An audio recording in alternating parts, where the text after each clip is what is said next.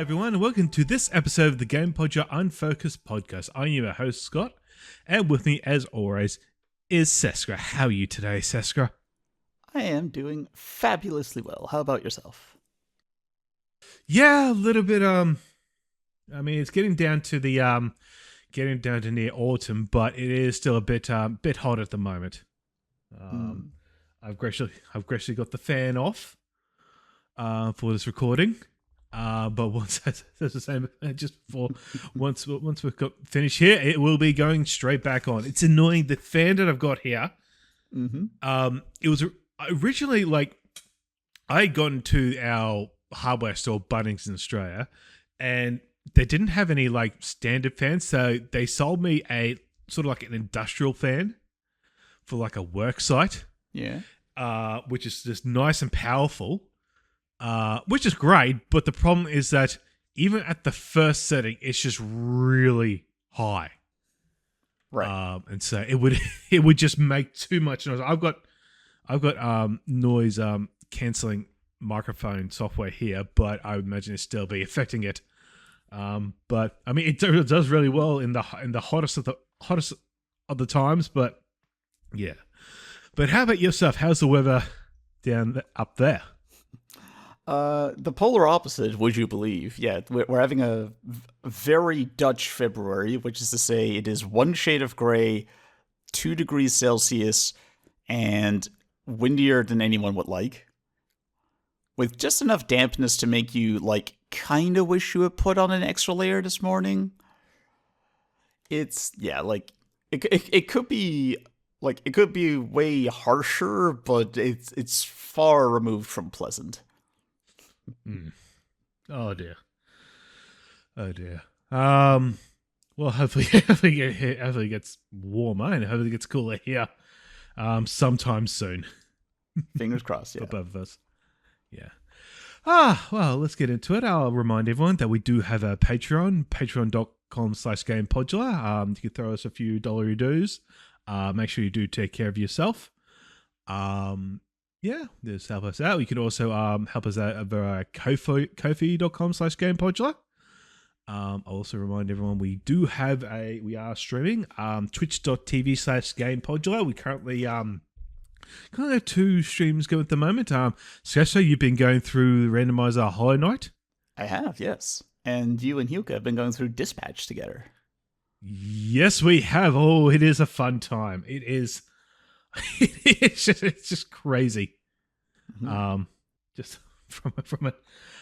So yeah, catch that. You can, if you're not able to catch it on time, you can go on to our YouTube page, youtube.com/@GamePodular, for the entire stream. You can also just for the stream highlights is at youtube.com/@GamePodular stream highlights. We do have a Discord. You can join us for the lovely Discord community. Nice discussions there, and you can get all this information at our website, GamePodular.com. All right, let's begin playing what we've been playing through the month. Hell yeah.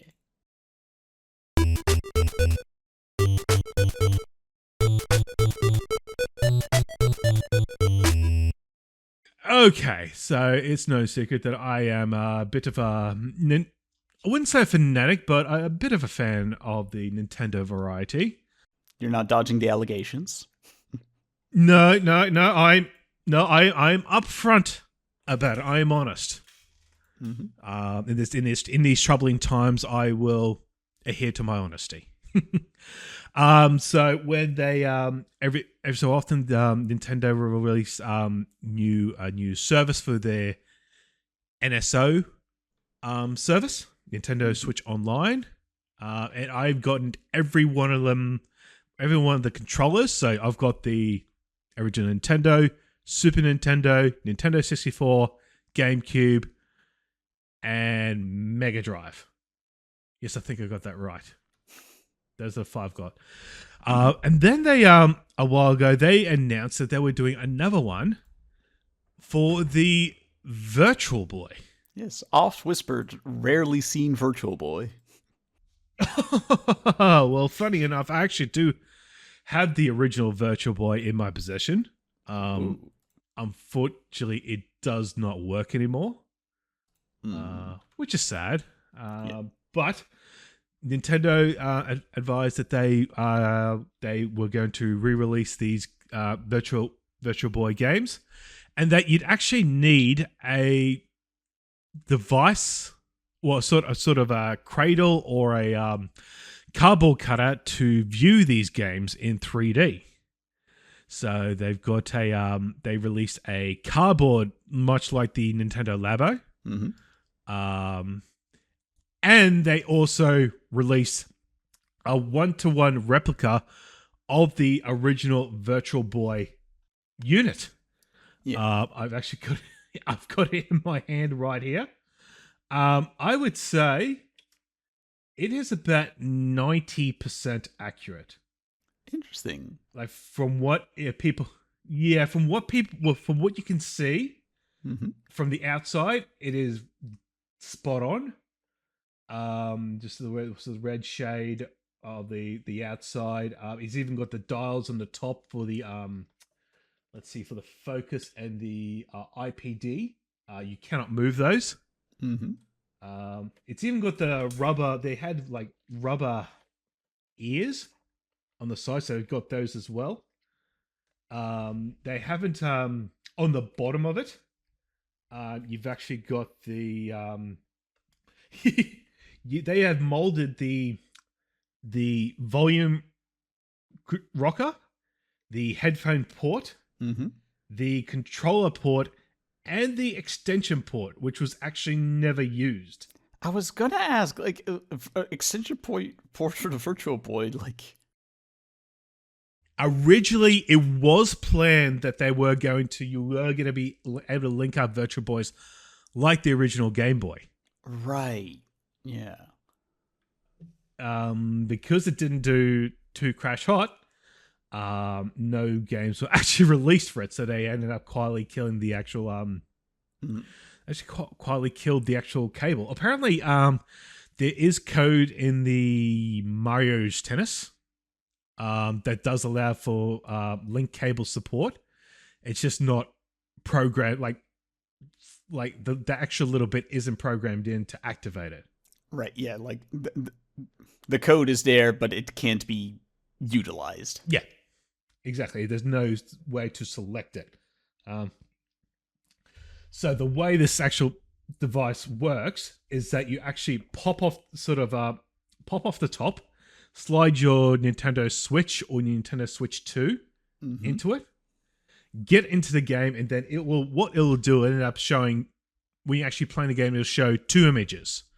So obviously the left eye and the right eye, and sort of they give the different perspective. So it's sort of like a cross-eye effect, like seeing like one of those magic eye pictures, essentially. And then that's how you get the 3D effect.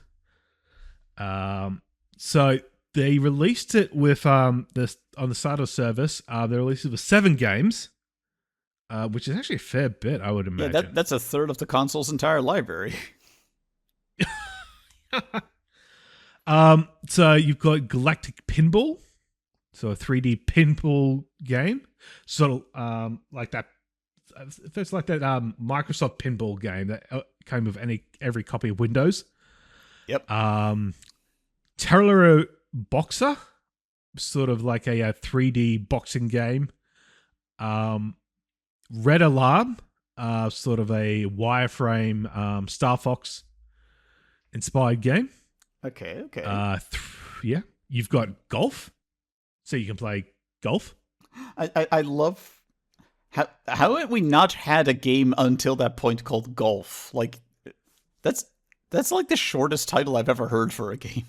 Just it's golf. Yep. We've got 3D Tetris. We got a game. I don't know if this was originally released in Japan only, but The Mansion of Innsmouth. This is an interesting one. It's from a first person's perspective, but it's like one of those one of those very early first person's perspective games where it's not like full motion, like say Wolfenstein do. It's sort of literally just you get up, you tap up down to go like a certain amount of space, like an entire block, and then you rotate instantly. I don't know what you would call those. But the actual game that I actually been playing mostly with, I dare say probably the most worthwhile of it is Virtual Boy Wario Land. So this was released back in 1995. I think it was released later than the Virtual. It was like later on compared to the actual Virtual Boy itself. This is the actual. This is funny. This is the actual second Wario Land game. I mean, it's technically the first Wario Land game by itself, because the original one was Super Mario Land 3 Wario Land. Ooh, yeah. Whereas this is him, like, actually probably taking over the franchise, sort of how, like, people forget this now, but the Mario and Rabbids franchise, I promise you that started as a Rayman spin-off, and then, like, Mario did a, like, hostile takeover. I can't believe people have forgotten that. Yeah, that was the height of the Wii. My goodness. So apparently, from the description, from the instruction manual, I, Wario, have an interesting story to tell. One day during my vacation in the Amazon River Basin, I landed in my trusty seaplane Bulldog and decided to relax in the shadow of the beautiful El Degara waterfall. While basking in the sun, I spied some strange creatures with masks entering the waterfall. This piqued my interest. I don't. In my head canon, I don't expect Wario to articulate. Yeah, he's very eloquent, isn't he? Like, this piqued my interest. He says, like, in the same tone of voice as, like, Richard Attenborough narrating a BBC documentary. I'm expecting something along like Homer Simpson or Peter Griffin. Honestly, I have trouble believing he would say anything other than "wah." Maybe it says like "have a rotten day." That's what was constantly in Wario World for the game. Yeah. So this well, obviously this is a sequel to the Super Mario 3 Land 3 game. You actually play in 13. You've actually got 13 stages to complete. This one so the idea is that obviously you Wario, you try and get the most amount of coins that you get, but you also got to try and get a treasure at each end of the stage. Because that sort of tallies up towards the end, and apparently it affects on the ending that you get. Yeah, it's sort of like Tomb Raider, but without the pretense of archaeology. No, this is all just money grabbing. This is pure treasure hunting. It plays pretty well. I will say I believe the Virtual Boy emulator on the Switch has a hint of lag. So it's a little bit annoying. Funny enough, I actually originally played this not on my Virtual Boy, but on my Oculus Quest 2. So I actually got an emulator on there and played it that way. Ooh. Because, yeah, like, this has never been re-released officially onto anything else, like, until now. No, that's exactly right. Which is a shame, because it is probably the best game made on the system. Yeah. For 99% of it, it is. So it is actually... I will say for the majority of the game, the difficulty is a bit, I would say probably a bit toned down a bit. Like you still got a 2-hit system where regardless of, you get certain power-ups. So you'll get your standard Wario hat, like sort of like Explorer hat. And then you've got your bull hat, which allows you to like sort of slam down. You sort of got a eagle hat, which actually fly around. You got a dragon hat, which actually allows you to breathe fire. And then you can actually, if you have like an eagle hat, you get a fire hat. It actually combines, so you can actually shoot fire, but also fly around, like sort of like do it like an air dash for extended period of time, which is pretty neat. But you have that, but if you take a hit, you'll go down to small Wario. and then if you get hit again, you lose level. Interesting though. With this, I found that it takes you back to the beginning of the level, but it saves your progress about what you've actually done. So if there's certain doors that you had to unlock, it will actually remember that. And also if you do find the treasure, if you do and die, you don't have to go and get the treasure again. So it's just merely just taking you all the way to the back, but you still the enemies do reappear, but you're still able to progress. Yeah, it resets the challenge, but it keeps your progress. That's a nice, well balanced little bit of design, honestly. Yeah. I have a feeling they've sort of had to do it just so that people wouldn't get annoyed, because with the nature of the Virtual Boy, it's actually funny with the Virtual Boy. Every game when you start up, it's got an automatic timer, and so what it'll do, it'll actually like pause the game when it reaches that, like, say 15 minutes to sort of like take a break. Yeah. Because, I'm not sure we've said it yet on this podcast. So for those who don't know about the Virtual Boy, it had one color. Well, two if you count black. Like, there's red and there's black. You get three different shades of red, to be fair. But like, it's essentially a monochrome console, which the reason that 15-minute timer is there is, if I'm remembering correctly, that was implemented because turns out having only one color increases the chance of photosensitive epilepsy.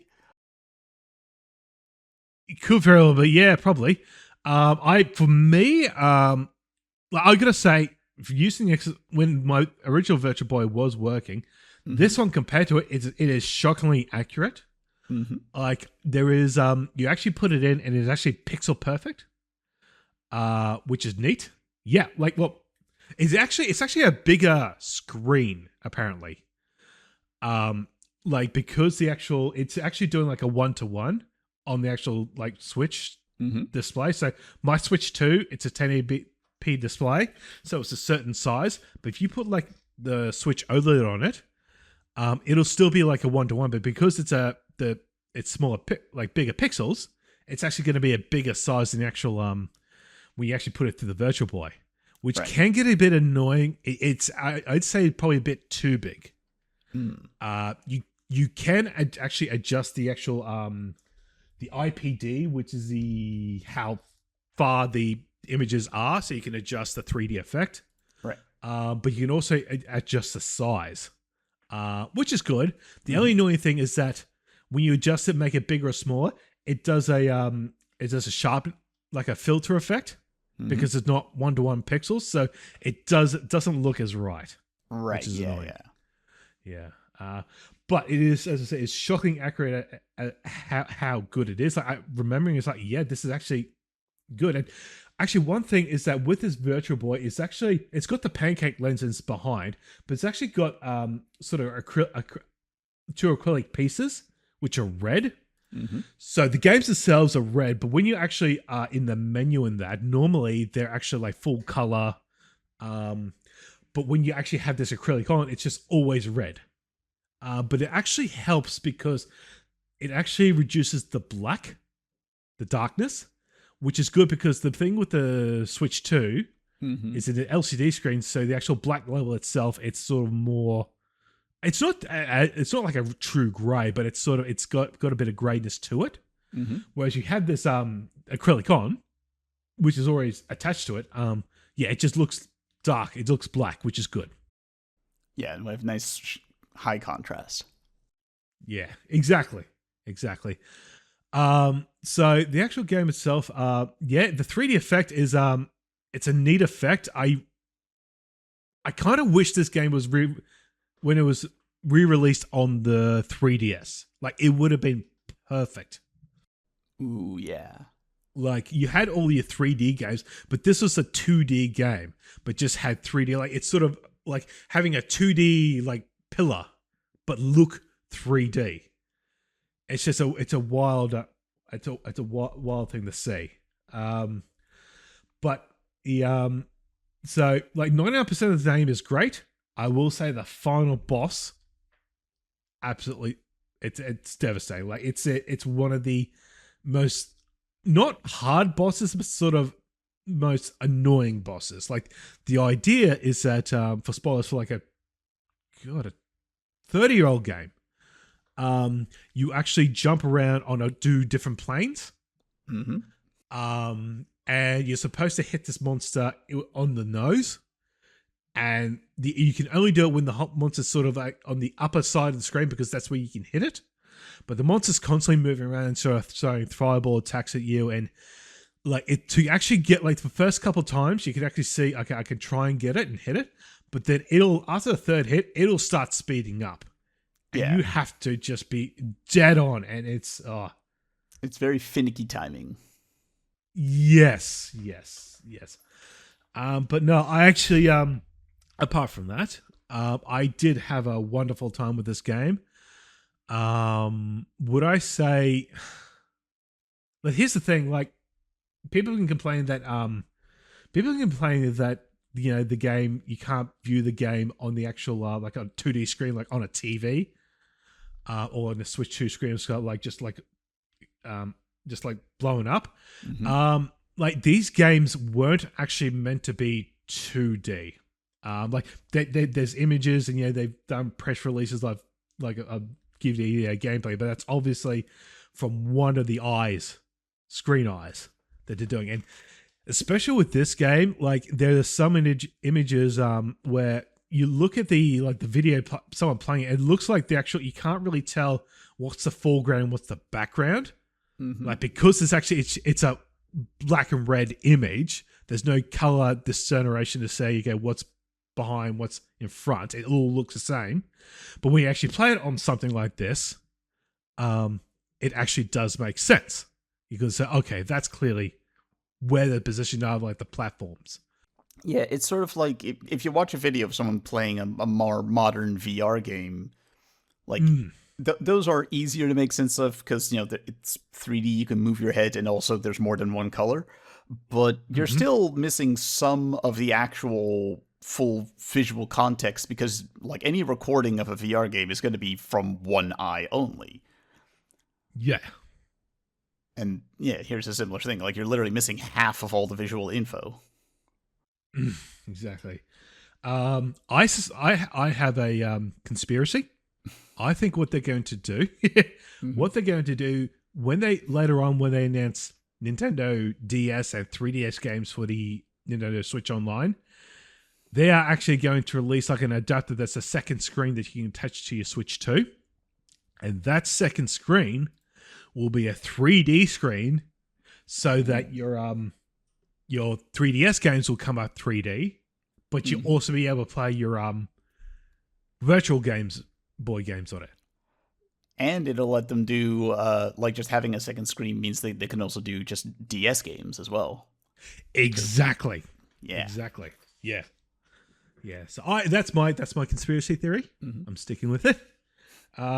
Would I say, because I paid $139 Australian for this, admittedly a very cool replica, but it's sort of, there's no electronics inside of it. It's just a plastic shell, really. If you're really wanting to do Virtual Boy games, but you don't want to pay that much, I probably would consider the $29 Australian plastic, the cardboard cutout one. But I'm still glad I got this. It's a very nice replica. And what you do, like the big thing with me, the eye strain wasn't a thing. It was the neck strain, having to look down. Ooh, constantly. Yeah. Like it's funny with this game. They actually say you actually get a different ending if you beat the game under 2 hours. So it's a 2-hour game. Which is not the shortest a Mario game has ever been, but it is pretty short. That's it. And and considering the difficulty of it, apart from the actual final boss, it's very much attuned to what the Virtual Boy was supposed to be. But no, I had a fun time with it, and I do like the attachment. One thing I will mention is that it doesn't come with a controller. Have you seen the actual design of the original Virtual Boy controller? I have. It is On the one hand, it looks bizarre and alien, but then you see the Nintendo 64 controller, and you're like, you know what? I think the Virtual Boy is probably actually more designed for human hands. Mm. It's very comfortable. Like, it's got these long handles. Holding it right now, it's got these long handles. Mm-hmm. It's just easy enough to get to the B and A buttons and the actual second D-pad on the right-hand side. The trigger buttons are weird because they're not actually like long triggers. They're just like buttons, like the B and A buttons. Mm-hmm. But if you're playing, I played it with like the actual, I played it with the Pro controller, and it maps the actual second D-pad to the right analog stick, which is logical, but it can be a bit annoying depending on the game. Apparently, what you can do, you can use, if you have a Nintendo 64, Nintendo Switch Online controller, you can use that. And so Right, the C buttons on the right act as that. It's actually sort of got the perfect button placement because it's only got the B and A, the L and R buttons. It's actually got a ZL and a ZR button, so you can push those two to access the menu, the Virtual Boy menu.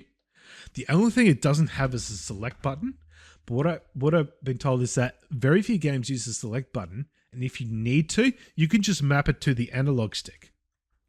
Right. Yeah. And use the left D-pad. So, yeah. So that's my take on Virtual Boy Wario Land and the NSO Virtual Boy plastic bit. Yeah, which is apparently due to be expanded. Actually, 'cause I'm reading up on it right now. Similar to how Star Fox 2 finally saw the light of day, there's apparently 2 Virtual Boy games that were canceled before release that Nintendo is planning on releasing this year via Nintendo Classics. One of them is a D-Hopper, which is a action-adventure game. And the other one was Zero Racers, which was a spin-off of F-Zero that never saw the light of day. Interesting.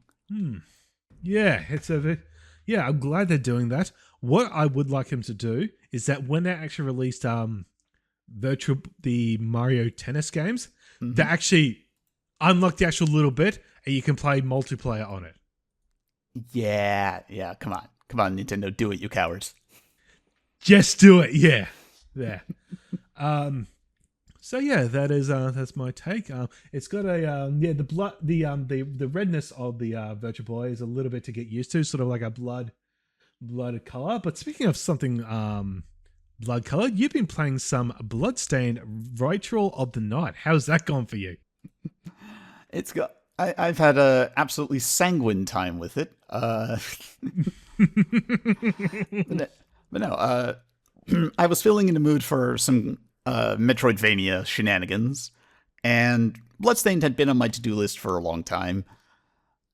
For those not familiar, I imagine most people are, but for those not familiar, this is a game by Koji Igarashi, who, he didn't create Castlevania, but he rose to prominence as one of the 2 directors of Castlevania Symphony of the Night. You know, the really big, really famous, really good one that kind of said, the one that made a switch from Metroid-likes to Metroidvanias because it was good enough to warrant, half the title. And ever since then, he has done, most every 2D Castlevania after that. Not the 3D ones that were more like Devil May Cry ripoffs, but he did, pretty much every 2D one after that until finally he parted ways with Konami because it's Konami.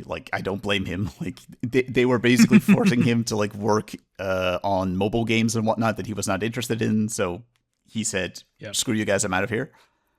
And at the time, Keiji Inafune had just done his Kickstarter for Mighty Number 9. Yep. Now, we all know how that story turned out. Mighty Number 9, not a particularly good game, but we didn't know at the time. All we knew at the time was it looked good on paper, and the Kickstarter had been very successful. It had raised plenty of money. So Igarashi looked at that and went, okay, give the people, a legally distinct version of the thing you're famous for, and they will pay for it. So he ran his own Kickstarter, and it went very well. The game was in development for a long time, to the point where I was surprised to discover this. Did you know that Bloodstained Ritual of the Night is the second Bloodstained game? No. there was a stretch goal on the Kickstarter for making a spin-off game. And the spin-off ended up being released first. It was called Bloodstained Curse of the Moon. It's a little platformer that sort of like sets up and preludes some Oh, of this stuff. yeah. Oh, I did not know that. Yeah. It's also gotten a sequel already, as in like the spin-off has a sequel, Curse of the Moon 2. So there's actually already 3 games out in this series now. Wow. But yeah, but I'm getting sidetracked. The point is, he ran his own Kickstarter, and I would say, like, cards on the table, I really enjoyed a good 99% of Bloodstained. But it is unapologetically old school, which, I mean, makes sense. It's like one of the big original pioneers of the genre, very much making a pet project full of like little callbacks and like references for the fans. I don't begrudge it the way it ended up, but I had a good time with this. But I've played a lot of Metroidvanias over the last couple of years. It's one of my favorite genres. And the thing I've noticed compared to a lot of modern titles is it does feel a bit stiff in places. Things like the movement speed is slow to start. When it comes to combat, it's interesting because you basically have a loadout of a weapon and 3 to 4 sort of spells or special abilities. And you can rapidly switch between loadouts if you sort of assign them to a hotkey, as it were. But each loadout is very small, like, because there's a billion different weapons, but each weapon has exactly one attack. Like, if I have a spear, that spear has one move, and it's stab forward. Maybe a diagonal stab down, and that's it. And there are, if you go looking for them, like, each weapon has 1, maybe 2 special attacks that you can sort of find in the game that basically work like fighting game combos. Mm-hmm. But the controls are not set up super well to actually do those. At least in my personal experience, that could have been the controller I was working with. I did play this with an admittedly very much on his last legs controller, so I can forgive that. But yeah, it's a small assortment you have to work with each time is sort of what I'm getting at. Compare that to something like, any modern Metroidvania, where at the very least each weapon you have has directional attacks going in every direction. You can have more than 1 spell selected at the same time. It feels a little artificial. Like you can sort of see the seams of like where the game systems are, because they're buried pretty close to the surface.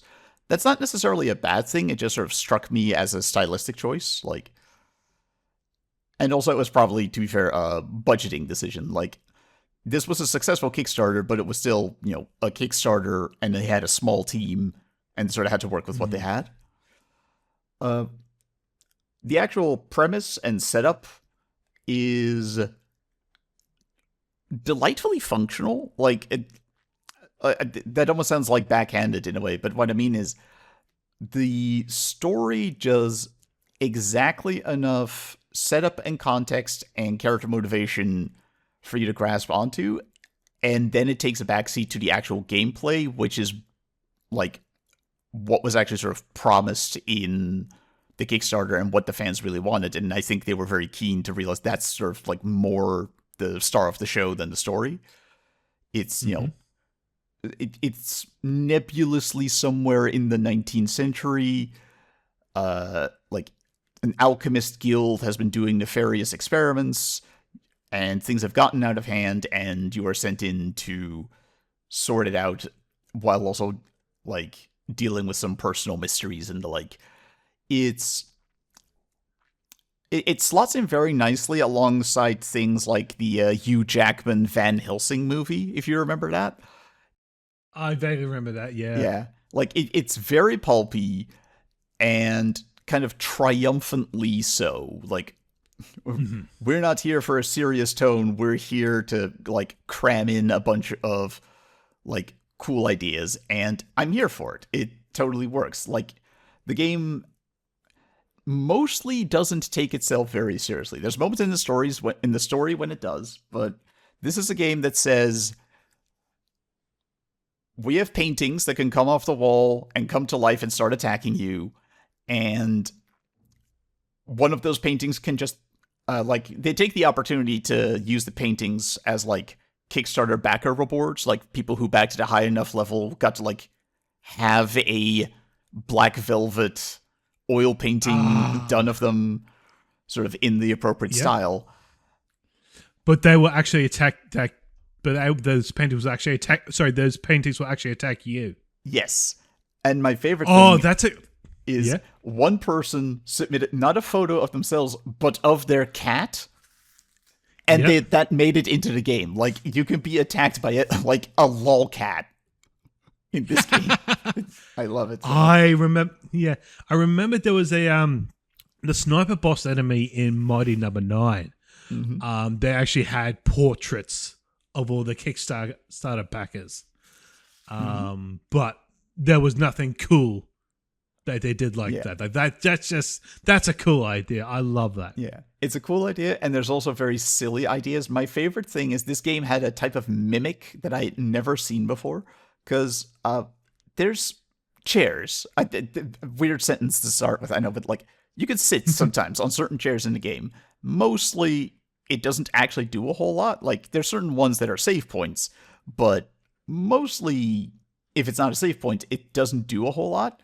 There's one that is also a piano, and you play the piano, and if you have the right companion out, she actually sings along with the melody, which I thought was really cute and a nice touch. And then I checked the credits and I saw, oh, the singer is the composer's daughter, and this is a mother-daughter duet. That's really sweet. Oh, Yeah. nice. So I thought the chairs were just like maybe like the leftovers of a bigger idea, but they left in the cute bits. And maybe it is, but they didn't let it go to waste, because I found one, sat down in it figuring maybe this one will do something I'm not expecting. And yeah, it did. The chair was a mimic. Oh no. This game has like mimic chairs, and they will like hop around and try to ram you into walls until you are able to like smack your way out of them again. And that attitude of like, yes, this plush leather chair is a hazard. I if that had been like more damaging, if that had been more dangerous, it might have felt sort of mean-spirited, like in a 90s adventure game, oops, you dead now kind of way. But because it's mostly harmless, it just comes across as very silly and very funny. One of the main things that sort of distinguishes like Igarashi, his Castlevanias, compared to a lot of the rest of the genre, is he is very keen on the idea of multiple endings, including essentially like the fake out ending. If you play the game for the first time, just doing everything exactly as you're told and only doing what you're presented with as the objective, you're gonna get a sort of truncated experience that isn't super satisfying and sort of leaves you wondering, that feels like there's should be more going on. Because there is. In Symphony of the Night, very famously, there's an entire back half of the game sort of locked behind that with the upside down castle. And this game does continue that tradition. There's multiple points where you can do things that will essentially unlock secret bonus areas, secret bonus objectives, and also change the outcome of boss fights. There's there's a couple of different boss fights where the outcome can change a lot depending on what you do. And like there's a certain amount of literacy involved in that, I think, because full disclosure, this isn't the first time I tried playing Bloodstained. I think I first tried playing it like 7 years ago. And at the time, I sort of brushed up against that of like, but I did what the game told me to do, and I got a not very satisfying ending, and I sort of bristled with that a little bit. This is before I had like fallen in love with FromSoft games, and benefit of hindsight, wow, FromSoft took a lot of cues from Igavania design, because those have a lot of like very minor, not very like well telegraphed things you can do to really change the ending. And coming into it now, having had that experience, I could appreciate a lot more that the vast majority of what you had to do was actually hinted at if you knew what to look for. So, like, I think by and large they did a very good job. That being said, there's one little bit of gear that I found it well enough. I didn't have to like look it up, but the game itself never hinted at it, or maybe it eventually would have, but I found it before it did. There is a hint system in the game that you can turn off if you want, and I think they put it in to try and help people out with this sort of thing exactly. But the way it works is there's one particular shopkeep where if you talk to her and you meet the right mysterious criteria, she might give you a hint on what to do next. It's not the best hint system I've ever seen, but I appreciate it being there at least. But yeah, there's one bit of gear, which is a direct callback actually to Symphony of the Night, because it's the one that lets you bypass spikes, which is how you're supposed to get into the inverted castle. I at least never found a hint on where to get there. So let me save everybody at home a little bit of headache and give them the hint that I never got. Look for the tallest building you can find. And start from the bottom. Okay. You'll know it when you see it. Aesthetically, I rather like what this game is doing. It is like it's presented in, in a 2D format, but all of the animation and like environments, characters, and everything is done in 3D.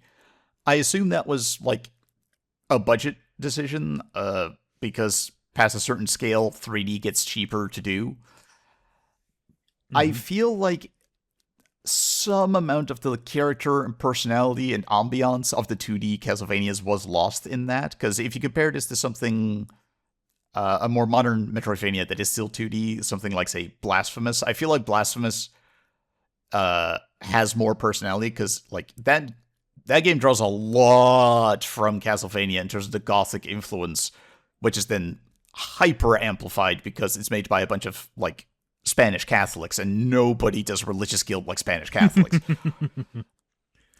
So, like, it's sort of how, like, when Phoenix Wright went from 2D to 3D, the 3D ones are still charming, but they aren't quite as expressive as the 2D ones. Yeah. Yeah. But that's a trade-off I'm happy to take if it means getting a game like this.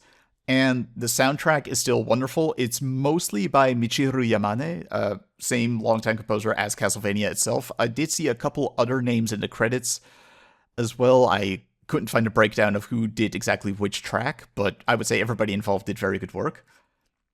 I wouldn't say there's a huge amount of stylistic cohesion. Like a lot of it is, as I mentioned, sort of like the Van Helsing Victorian Gothic horror vibe. But then it's also like, oh, by the way, there's a volcano. And I'm like, there's a volcano? Beg your pardon? And the game just sort of asks you to go with it. Which, I'm happy enough to go along with it, but I wouldn't call it a, particularly unified aesthetic per se. It's been like, how do I phrase this? Having the system so close to the surface, like I said, on the one end, it felt transparent in a way that I appreciated. Like, if like a classic part of Igavania design is grinding enemies for rare drops of theirs, and this game at least does you the courtesy of once you have picked up one of those drops, it'll you can go look up that monster in your like codex, and it'll tell you exactly what the odds are of that drop, so you sort of know what you're in for. there's little concessions like that, but at the same time, I'm also like, most modern Metroidvanias don't ask you. And to be fair, this game doesn't really ask you to grind for rare drops. There's like sort of one thing that falls into the category, but like most modern Metroidvanias won't ask you to grind for rare drops. Most of them don't even ask you to grind for XP. Some of them do, admittedly, but like most of them are more about the flow and the exploration than about like statistics and numbers and systems. Mm-hmm. Where in this game, that is a big part of it. Like some of it is just completionism on my part, admittedly, but the way you get permanent stat increases is from cooking like food and eating a meal for the first time. Like, oh, the first time I had an omelet with rice, therefore I am now permanently more intelligent. I promise that's how it works. Just go with it.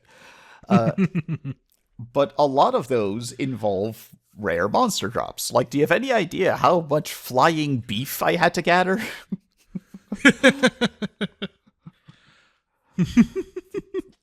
I'm a beef on the wind. Watch how I glide. But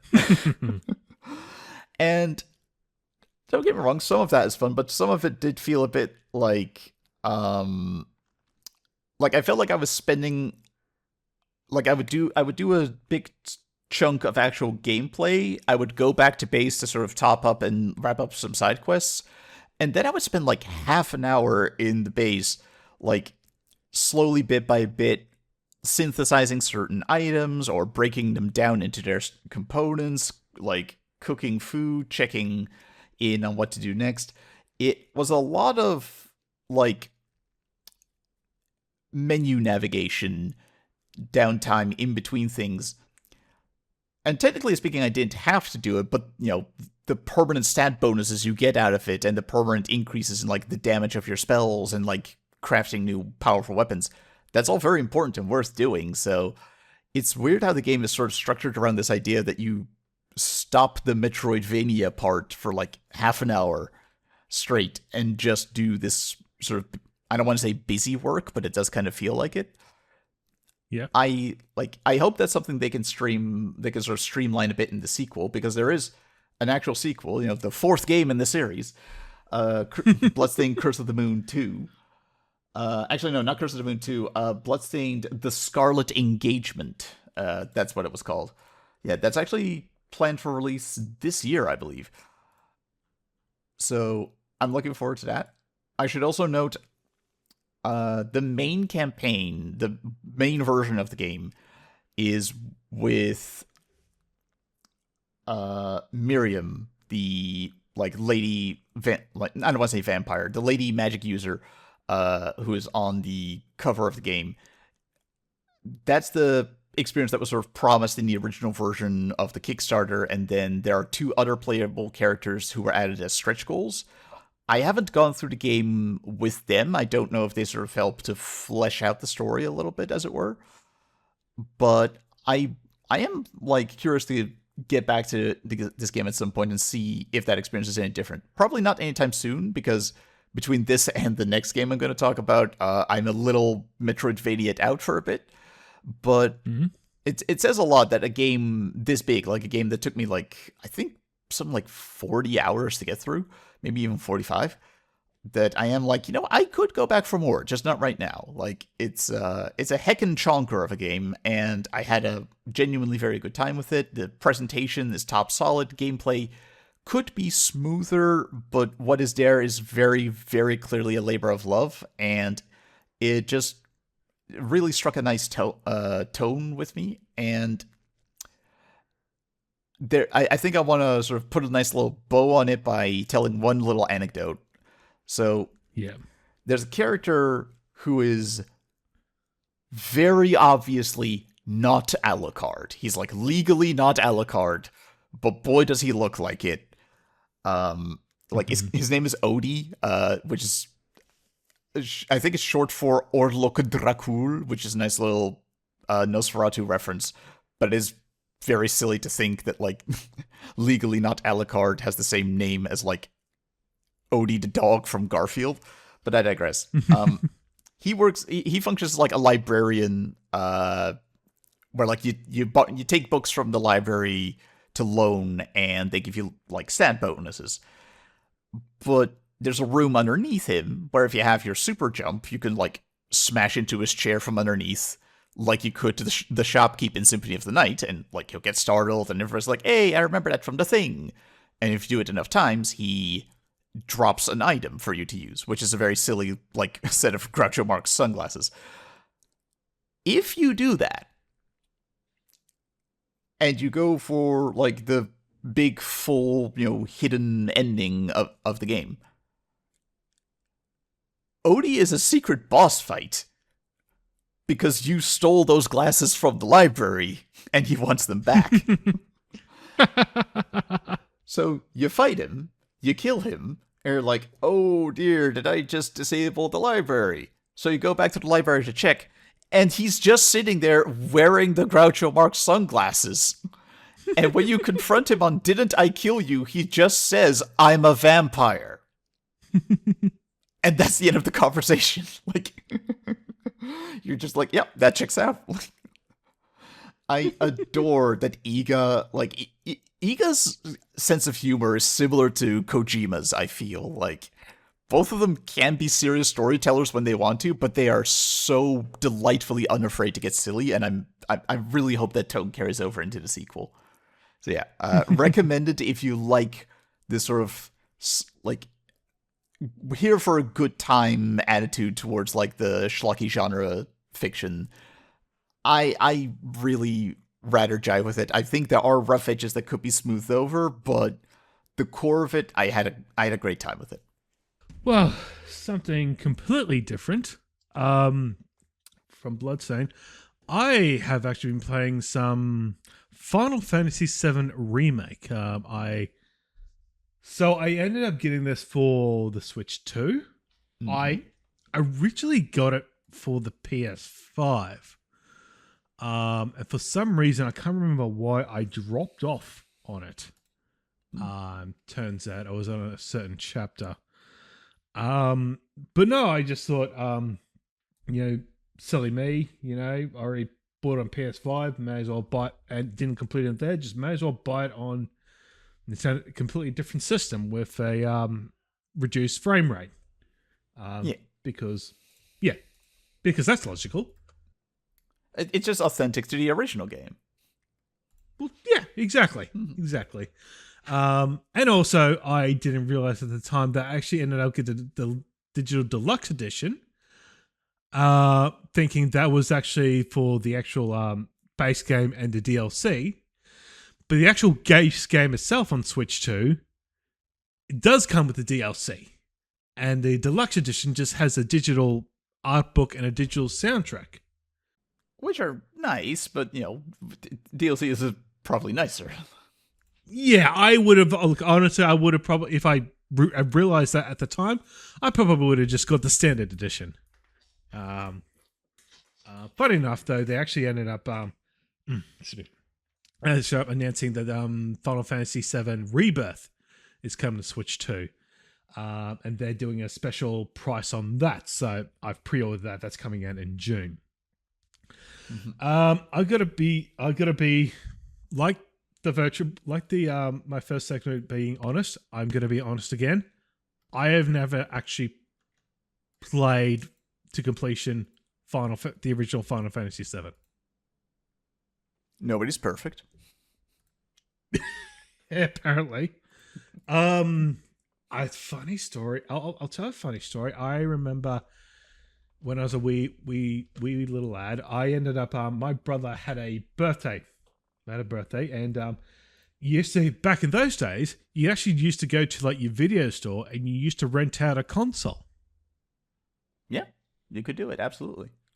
You could do it. I remember they actually came in like steel briefcase, like not steel briefcases, like silver briefcase cases, hard ones. Mm-hmm. They actually used to glue the console on there. But I ended up saying, he was saying, what game should we rent out? And I said, you should rent out Final Fantasy VII. Now, admittedly, that's a stupid idea. That's a stupid idea. That's cruel. Yeah. Like, a game that long as a rental? Like, either you won't be able to finish it, or you're going to lose a lot of money. And you know what the worst part was? They didn't even provide a memory card. So you couldn't see, like, we couldn't even save it. So my brother was very angry with me when they took it in and played it. It was like, what the hell is this? He actually got my mother to drive him back and they rented out, I think, Tekken. So I was wrong then. To be fair, the lack of memory card is insane. Yeah.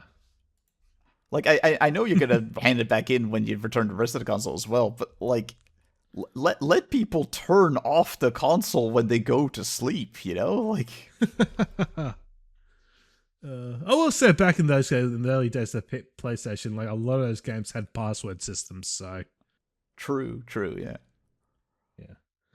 But anyway, so yeah, but I ended up getting Final Fantasy 7 for Switch 2, and I have been playing it. I've gotten past the point where I did fall off in the PlayStation 5 version, which is good. It is yeah, I mean, it's funny coming back from playing Kingdom Hearts. I can definitely see where Final Fantasy 7 Remake got a lot of its inspiration from. Just the whole combat system, very different, turn-based in the original, although it was turn-based, but it's sort of it was still live, so it wasn't like my turn and then the enemy's turn, then my turn. It was it was the active time battle system, where like you could take a turn with the character once like their sort of bar had filled up all the way, and everybody's bar would keep filling up, including the enemies, while you are going through the menus. So it wasn't like real time, but there was like you couldn't just idle around. Like there would be time pressure. Yeah, apparently they I didn't realize at the time they actually do have that system somewhat in this game as well. You've got a standard mode.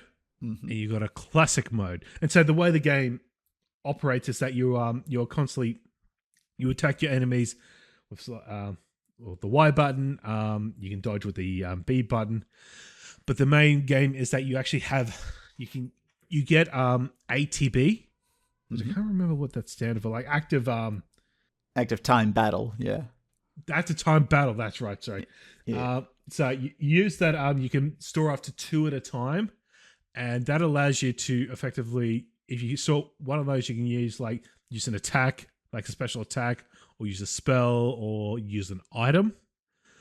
But everyone generates those. The active character which you're controlling that I found that generates more quickly. So you sort of got to prioritize that. But it's sort of it is somewhat a hack and slash. But when you actually select the ability, select ability, it does slow down, at least. But no, I have been enjoying it. I've tried, like when I first started, when it first gets to the first boss, when you're in the Mako, because this name of the game, you play as the main character, Cloud Strife. You are part of you're not actually part of the terrorist group Avalanche, but you're a merc for hire.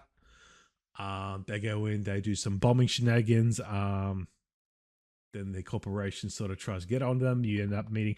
It's Final Fantasy VII. Like I'd imagine most people would know the story. I'm just slowly learning it at the moment. I know all the things, but I'm just slowly going for it. From what I've been told, like this game is only like the first few hours. It's like about 30 to 40 hour game, but it covers like the first couple of hours in the original. Which, to be fair, were very dense compared to sort of like the middle part of that game. Like the middle part of the game is a lot more loose and like slower paced, but the start of Final Fantasy VII is a very like compact little nugget of story. Yeah. But it's play this. It's a hack and slash. And you can use it's got different sort of abilities. You can do what's called put pressure on an enemy. Certain things like if you put pressure, like say, depending on the enemy, it might be if you take bits off of them or if you use certain magic abilities. And once you pressure an enemy enough, they'll become staggered, and it increases the amount of damage they can do, and they're obviously staggered. Different enemies react differently. Some will just get up. They're actually able to get a whittle down easily, but they get up quickly.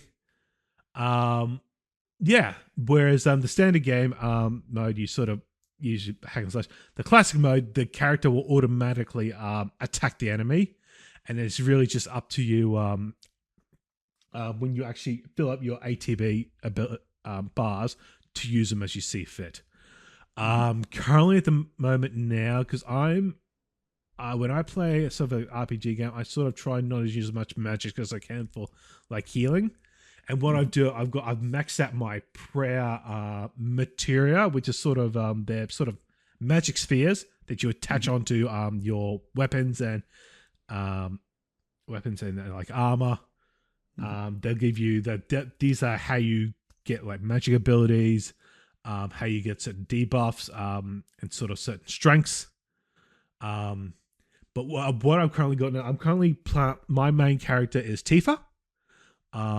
And she's able to fill up her ATB bar quickly when I'm using her. And I'm actually using I've maxed out my prayer. So I try and when I'm out in the bat, not with a boss enemy, when I'm out in the bat, I'm actually like whittling them down with punches and uppercuts. And then when I can, I'm actually in prayer to pray for to heal my party. So that's currently that's currently how I'm playing at the moment. I did this DLC. I will say this DLC that comes to the game. It's got you got these certain necklaces that you can get in the game that you can buy. That when your character sort of dies in mid battle, they revive and then the necklace breaks. In the DLC, you get one that actually it doesn't break, but you can only use it once in battle. So I'll be upfront. I have been using that. I don't think there's any shame in that. Like, you know. Oh, just being honest. I haven't actually needed to use it that much. It's just like a little, like one, a bit like it's like one revive, and then I have to use like Phoenix Downs or magic ability to revive everyone. But I'm liking this. It sort of got my head to work around how the sort of materia works. You got to make sure you actually level up your materia. But you can do that by just equipping any materia on your system, and then even if you don't use it, you actually do level it up, which is nice. They've also got some certain type of materia. You got like ones that are like a magic materia. You got support materia.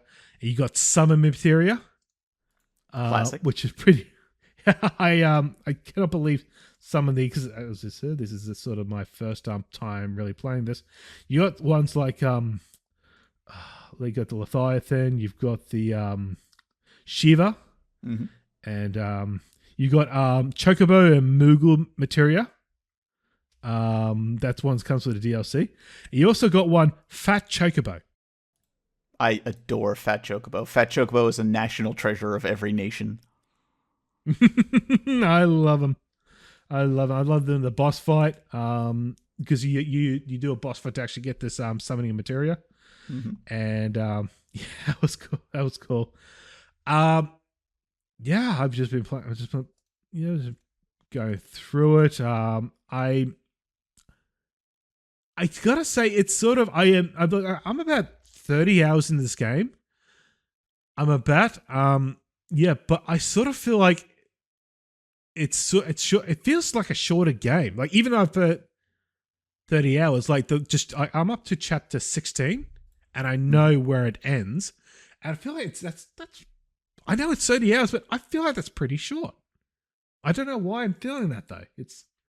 I guess because like by the standards of JRPGs, that would be short. It's just because it's like, part 2 of a trilogy.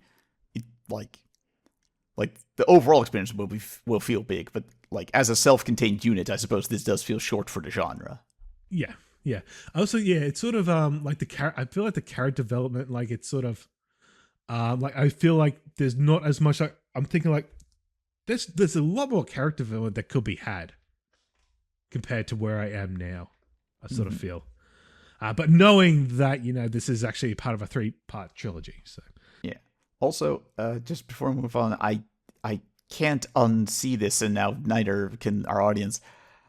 I have outside of maybe Smash Brothers, I have never seen this many composers credited for a game before. Would you like to guess how many composers worked on this game? oh, I'm gonna say 30. Overshooting it a smidge, but 14. Like, Oh, that's that. And like, the original had, one, Nobuo Uematsu, the best to ever do it.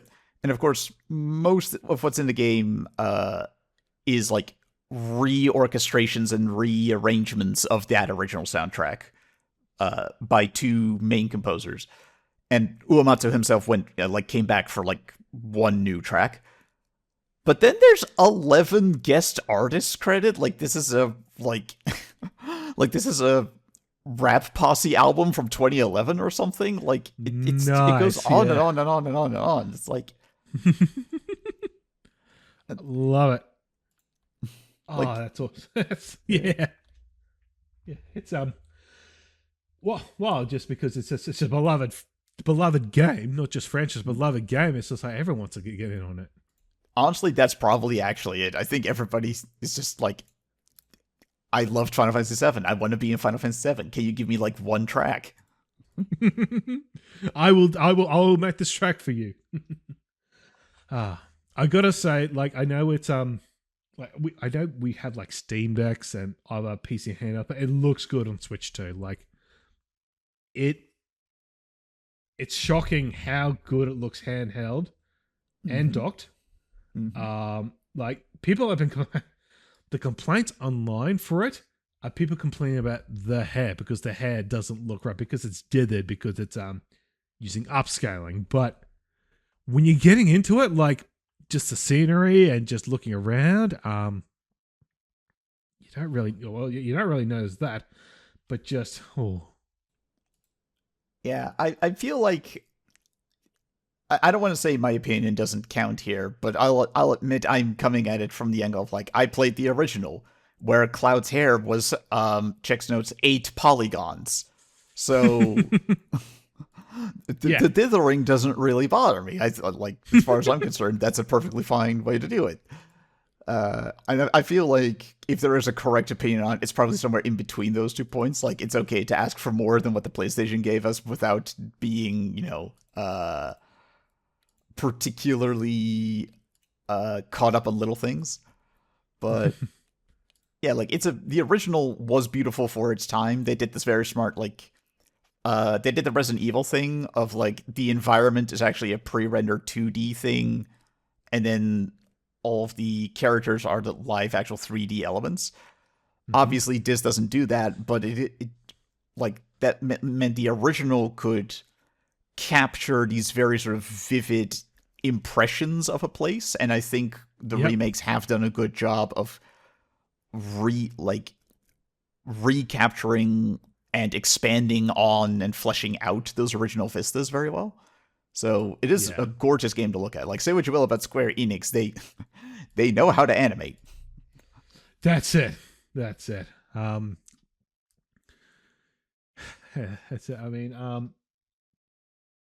but handheld, dock play. It's just gorgeous. It's just the character's so detailed. I will say, one thing I did notice to the game, there's a lot of swearing. Interesting. Like I think in the original, like the only character who swore was Barrett, and like it was obviously censored at the time, but it felt right for him as a character. But like I'm not trying to swear here, but I mean, I would say F word and upwards you don't hear that. But something like the S word or a hole or Mm-hmm. constantly, that's just like it's fine. Like it's funny. Hilke's been playing. Phil's been playing Dispatch, Mm-hmm. and just we've had to put the sensor on because of Twitch. Yes. But just with the amount of dialogue and that swearing and that, Mm-hmm. like that's obviously that's a lot more explicit. Yes. But it's still like going for the film finish. It's like for something like this, or maybe it's just because I originally played like Kingdom Hearts. But I didn't think they would go that hard, like to try like make a more mature game. Yeah, like I have nothing against swearing, and I think there's totally a place for like contextual swears here and there, like Yeah. if the situation calls for it. But a lot, yeah, like it's something you see in games, but also like TV shows and stuff. Like a lot of writers like to seemingly just overdo it. Like this ain't your grandpa's Final Fantasy VII. As sort of, it doesn't do it too much, but so it nearly gets like nearly, excuse me, oversaturates it. In a sense, it's but Does Eris ever swear? yes, Oh, I've said that as a joke, but I'm just like I was like, I cannot believe. I actually took a screenshot. It's like you cannot be like, I did not. It was the S word. Sweet Eric. Yeah. like okay. Hey, to tell you no more. Are you feeling okay over there? It's like anything you want to talk about? Like maybe want to get a cup of coffee. Yeah. But okay. It'd be something like if say like Marge Simpson sweared or something. That's actually a really good point of comparison. Yeah, like it's Yeah. that level of like, are you sure? Are you sure you want to do that? Because I remember with the Simpsons movie, they actually made a thing where she actually says "God damn," like that was the big thing Mm-hmm. for their swearing in the movie. But anyway, Final Fantasy. Yeah, it runs really well on Switch too. If you haven't played before, you can get it on that. But if you got another console like a PS5, look, do the clever thing, play it on that. Mm-hmm. Or if you got a high end PC, play it on that. Nice. Sounds good. Now, yeah. Now, I don't know if I'm gonna be pronouncing this right. You've been playing some Ultros. How's that gone for you? And have I pronounced that right? If it's any comfort, I don't know how to pronounce it because nobody ever like says it out loud in the game. For those listening at home, Ultros. Vote now on your phones how to pronounce that. It's been going well. It's another Metroidvania. Because I just finished Bloodstained and was sort of like, let's keep that ball rolling. Ultros at first popped up on my radar because it is extremely colorful in a way that it immediately caught my eye. Like, oh wow, that's pretty, and it really is. The game goes for a very psychedelic mushroom trip kind of vibe. Pun intended, because the environment you traverse is probably like 30% fungus by volume. This game really loves to you're on an alien spaceship, and they really convey the alienness of it by going for like bizarre, not even plant life, I guess technically it's not fauna, it's fungi. But yeah, just like these bizarre lichens and mosses and mushrooms and growths, and all of it is very colorful and pretty in a very gross and sticky kind of way that I found very compelling as an art style. It's like, a blooming forest of like moss growing over something, and then you step on literally anything and it oozes entirely too much liquid. It's I love it. Yeah. Like it's also got a fairly unique gimmick that it's not that I haven't seen it in other games, but I see it rarely, and I've never seen it in a Metroidvania. There's sort of a Groundhog Day component to it. Like there are like it's not quite a roguelite, but that's not a bad place to start with the comparison. Like Mm-hmm. it's you go through the game, you reach a certain point of progress, and then there is a sort of soft reset where you take it from the top again with most of that progress preserved, and then you go do something else, you reset again. That repeats 8 times, and from that moment onward, the game sort of really opens up and you can reset yourself whenever you want to. Mm-hmm.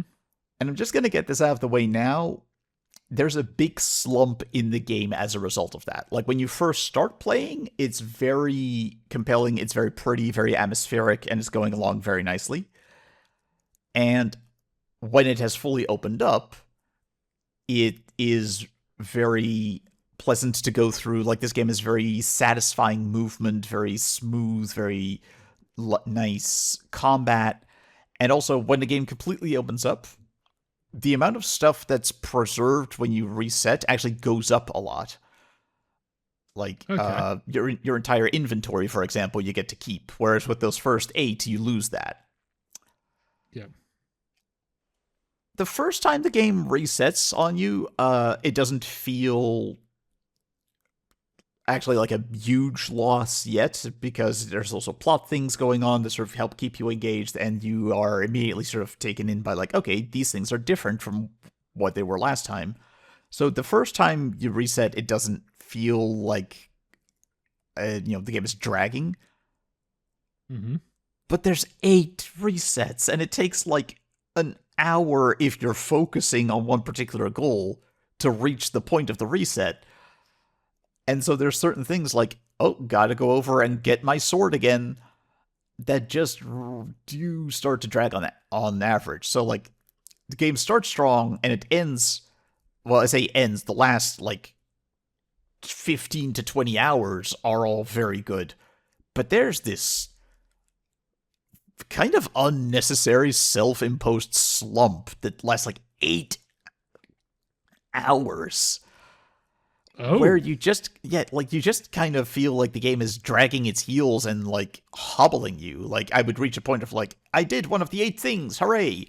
No, don't make me reset again. Just let me go on to the next thing. I was getting a bit frustrated of just like, I I feel like I'm being hobbled. I feel like the game is rationing itself out to me like it's an old NES game where they can't quite fit a big game on the cartridge, so they make you play a small game over and over. That feeling fades eventually once you have everything, of course, but it really didn't do the pacing of the early game any favors. Yeah. Uh, Sort of tying into that is the writing and the narrative side of things, because this game does have a story. It has characters, it has lore. And I read all of it. And I couldn't really begin to explain any of it. Here, the amount of things I feel confident saying I understand in this game is like 2 sentences. You are on an alien spaceship that is kind of a nest for an egg for a big alien god thing Mm-hmm. that might wake up, and what you are doing over the course of the game sort of determines how it wakes up, what happens when it wakes up, and how involved you are in that. Okay. There is 30 hours of dialogue in addition to this, none of which I was able to make much sense of, because a lot of it is written as very explicitly like very technical jargon, some of which is clearly just like technobabble, some of which I could tell is real actual English, but it's actual like scientific jargon. Like if you don't have a master's degree in mycology, as in the study of fungi, you're gonna be in a bit of trouble, because there's a lot of terms here that just don't really make sense. if I may be so bold as to quote a little bit of the game's writing to give you an impression of what it's like. This is me every one of the 8 big objectives around the map is sort of like surrounded by this little wreath of alien bulbs that, when you interact with the actual goal of the game, blossom into flower-like things. And I eventually got a scanning device that could tell me more about them, so I figured, let's scan those and see what they are. So, quote, perennial barometer. A barometer that manifests alterations in the surrounding energy flow through a symbiosis with the sacred archaeophyte chrysanthemum can carry a connection to the living network. Oh, of course, yeah. I got that last bit, carry a connection to the living network. We'll come back to that. That's actually a big part of the game. But yeah, manifests alterations in the surrounding energy flow through a symbiosis with the sacred archaeophyte. What? Begging your pardon. I beg your pardon. And like, I knew I was in trouble when I picked up a fruit. It's just a fruit dropped by a tree. Admittedly, a flesh-eating tree, and they dropped the fruit once it ate something else. But still, like, it's a fruit. How difficult could the description be?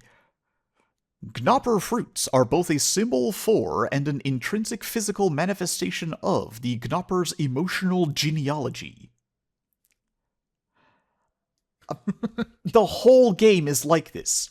Every bit of writing is like this. Like, nobody speaks plainly. It's...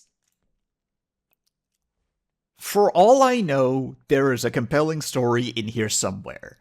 But I don't think it's on me that I couldn't quite parse much of it. I feel like the game deliberately chose to make itself very hard to interpret.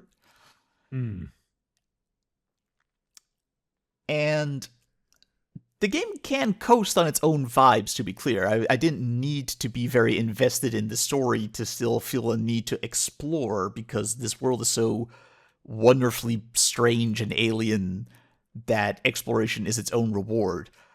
But for a game that talks this much, it is a shame how little of it I could actually work with.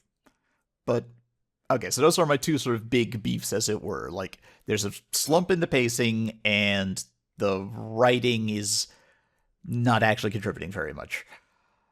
The visual style, big fan. The combat, pretty big fan. The leveling mechanic and the exploration, big fan of those. There's an awful lot that's done right. But my favorite thing ultimately ended up being the thing I did the most in those back 15 hours, which is this game is only on it's only via technicality that this game is a Metroidvania. A more accurate description of the genre is gardening simulator. Because the number one thing you're doing in this space station is growing alien plant life in order to connect a Wi-Fi network. I promise I'm not having a seizure. There is an alien data network that was alluded to in that dense-ass description I was reading earlier.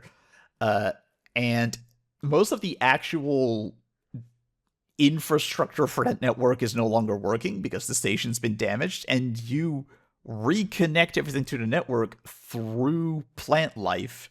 So most of this game is essentially puzzle games of like, which plants can I connect together in which way so that these rooms are now actually tied together. Like, okay, if I put the big, like, flesh-eating flower here, and then I put the big sunflower here, are those gonna be able to reach?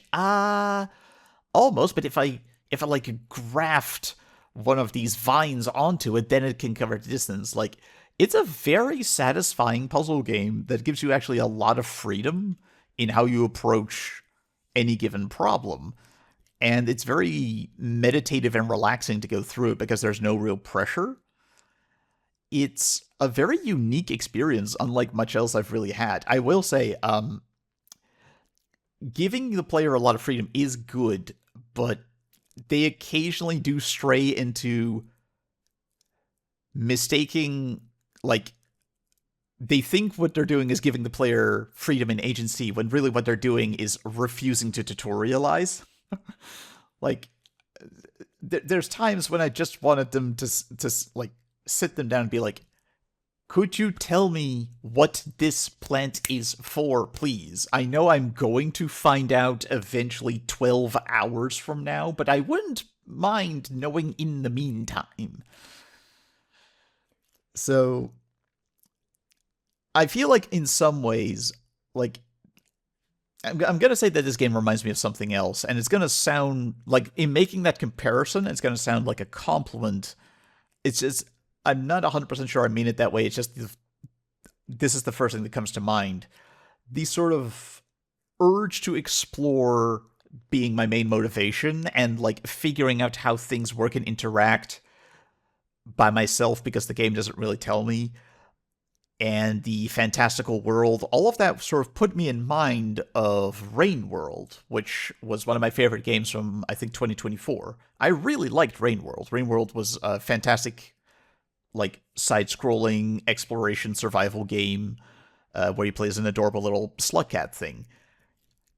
But when Rain World does, like, minimal tutorializing and very vibe-based scene setting, that's because it actually goes for minimalist storytelling. Like, Rain World has very little dialogue, to the point where, like, my first 10 hours, I was convinced the game didn't have any. Like, I thought this game was mute, and then it turns, oh, dang it, somebody's actually talking to me. This game talks a lot, which, as mentioned, doesn't actually add very much. So that sort of detracts from the, like, it's just me figuring things out on my own. Because there's clearly people who could be telling me what's going on, they're just kind of pointedly refusing to do that. But I do want to make it clear that on the whole, I had a very good time with this game once I got past that slump in the pacing. Once I had all my tools, once I could just explore every area on my own terms, once I could start using the resets to my advantage, because there's genuine reason to want to reset voluntarily after a certain point. Not only will it refresh resources and stuff, but you can even sort of create permanent progress for yourself. Like, if I have a room where I need to connect the Wi-Fi, and that means I need a plant there, but I don't have any more compost to grow my plant, I could just dump a bunch of, like, fruit and giblets I have in my inventory onto the plant and reset, and in the time that it takes for me to get back again, all of that biomatter will have degraded to actual compost, and my plant will have grown.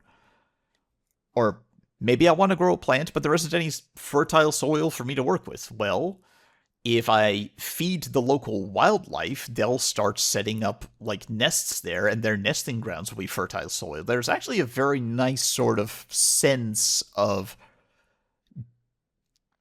doing long-term investment and getting the benefit from it, but because you can reset it, very quickly, and because once you can manually reset, you keep your whole inventory, you can get back to where you need to be very quickly as well. So you have that sense of long-term planning paying off, but it doesn't actually take a long term. You can go through that whole cycle very quickly. That whole part of the game works like gangbusters. That part of the game is very satisfying. All of the brain teasing and strategizing and coming up with your own answers. A+, big fan. I love this free-form approach to a Metroidvania, and I wish more games would do it. Mm-hmm. There's one area that kind of honks, though. It's the Gigamoja Refinery, it's called. And I just really didn't have a very good time with it, because it's just a big area that's hard to get out of, because there's very circuitous routes in and out, most of which billow you about with, like, well, once you're in this corridor, you get, like, swept away by the current into some other place. And that's in a game where you can only fast travel between places where you've hooked up the Wi-Fi. So, yeah, you sort of slowly expand the area in which you can fast travel. but that's kind of a feel bad because you don't start building up the Wi-Fi network until your eighth go around with the resets. So you've gone everywhere first without setting up a fast travel network, and then you need to go everywhere again, still without the fast travel, just as you're building it. It's a weird way of going about it. I feel like this game, if it had just like reduced the number of resets that are mandatory, or if it had allowed you to start building up the fast travel at least from the word go, it would have felt much more manageable. But yeah, there's a little bit of travel fatigue, and most areas it's manageable. It's fine. It's not a big deal. The Gega Moja refinery, it was, it's, you know the one zone in Super Metroid that's like flooded? What's it called again? The one that's underwater and it takes forever Yep. before you get the gravity suit and it actually becomes fun to Mhm. navigate. Nobody likes Yep. that place. It's actually kind of a bit of a pain. Like, it's good on paper, it's not poorly designed, it's a totally functional part of the game, but it just doesn't feel good to play through because there's just things that make it tricky and take time because of like the quicksand and everything. That's the refinery. The refinery is just this big ball of do I have to. It's only like 1 out of 6 zones, or I think 1 out of 8 zones. So it's not a deal breaker, but I have to point it out as like I feel like they sort of came up short there. That said, good on the developers for taking the good cues from Igavania design and FromSoft design, because Yeah. insofar as I could find, every boss fight in the game has a pacifist solution if you know how to find it and get to it. And because you can reset at any given time, you are never locking yourself out of any version of the story. If you want to see what this boss fight is actually like as a fight, you can do that. If you want to see what the character is like if you resolve it narratively, you can. Like, it's really cool. It's rewarding. It lets you, like, it rewards the player for paying attention and putting together clues. Like, the vast majority of this game works like gangbusters and is very well designed. It's just, for whatever reason, it willfully like throws itself off the roof first and cracks its ankle for a bit. So it really hobbles early on before it sort of picks up steam again. Yeah. It's, I wouldn't mind seeing them iterate on this. I think there is something here, and it's very unique and distinctive. If you care about your story in your Metroidvanias, it's a hard sell, admittedly, because, like, you heard me talking earlier. Does anybody really want to hear that much about mnemonic mycelium? Wow, that's hard to say. Yeah. Like, I wouldn't recommend it for the story, and if you're here for, like, combat challenges, per se, this game is good at those, but it's not as tight as something like Rusted Moss or Blasphemous. But I found it mechanically satisfying, like, in a way that Bloodstained, where Bloodstained felt old, this felt like it was very much trying to do something new within the genre. This felt experimental, whereas Bloodstained is a very confident, solid iteration of a very classic formula. So I like, I'm not saying I recommend you play it. I'm saying I recommend you check it out. And like, if the world that's presented by the screenshots and the trailers and everything, like, looks compelling to you, I recommend really checking it out, because the game never stops looking that way. It never stops, and by that I don't mean it gets boring or runs out of ideas. No, I mean it never stops iterating on, like, gross, like, plant life and fungi. It keeps finding cool, nifty new ways to portray that, and it feels it's a world that feels alive in a like an obvious way because it's so much plant life, but like in a meaningful way. I feel like I am one small part of a big world that is going to keep on doing its own thing regardless of how I end up.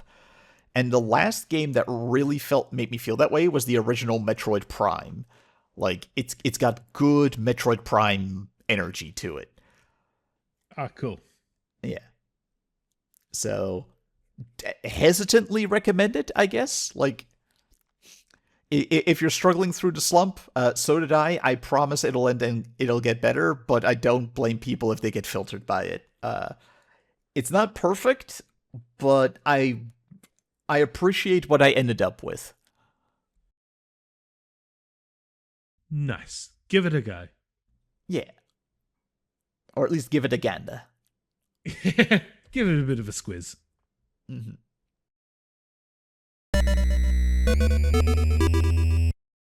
And on that note, that's going to do it for this episode of the GamePodular Unfocused podcast. I have been your host, Scott. Thank you, Cesco, for joining me. Thank you as always. Pleasure to be here. And we will all catch you in the next episode. Bye-bye. Bye-bye.